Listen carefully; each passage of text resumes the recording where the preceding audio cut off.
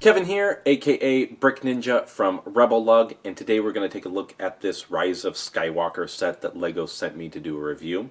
This is set number 75263, the Resistance Y-Wing Microfighter version. This set has 86 pieces, and in the United States it will retail for $10. So let's go ahead and get this guy all built up and see what we've got.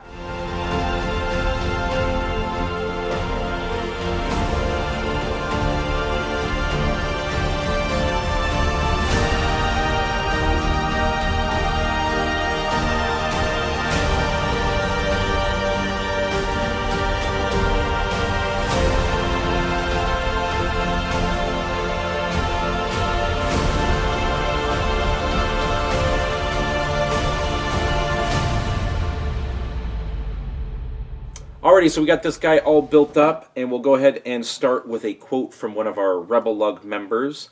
That would be Andrew, and he says, "A good figure and a nice part selection, although I'm not a fan of Microfighters."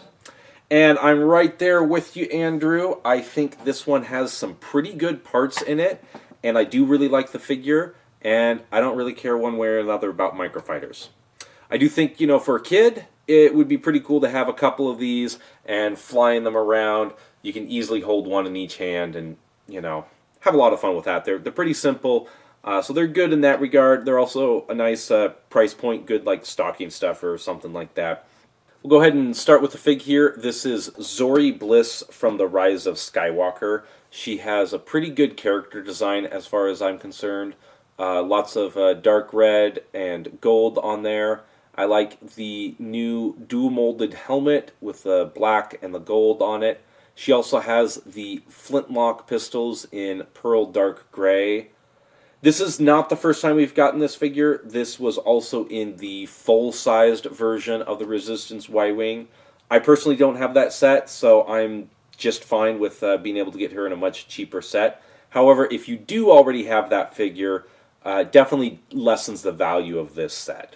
But let's take a look at the set itself. The play features on this, play feature on this, is the flick fire missiles. You position your finger right back here and flick it, and boom. See if we can get this one. Boom. I got a couple of extra missiles here just so we can complete up the review.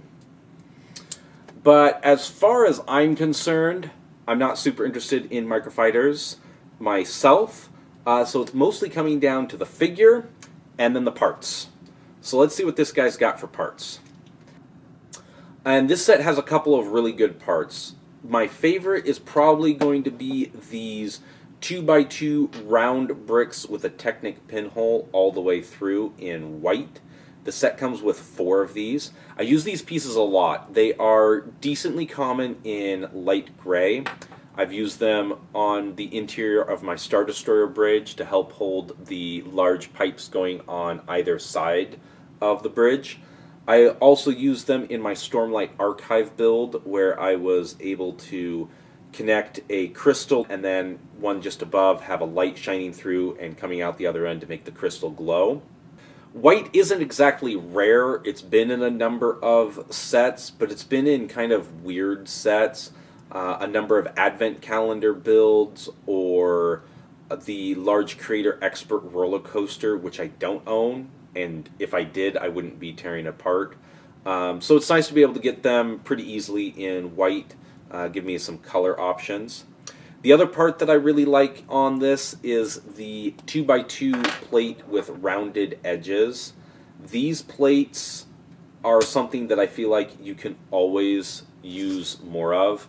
It's just so easy to use those pieces. You can make rounded domes. I did that in my V for Vendetta build. I used it to do the curvature of the dome.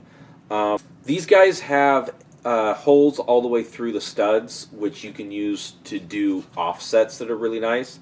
So if I take this guy here and I put it on the end there, then I connect the tubes on the underside of this plate through the holes on those hollow studs.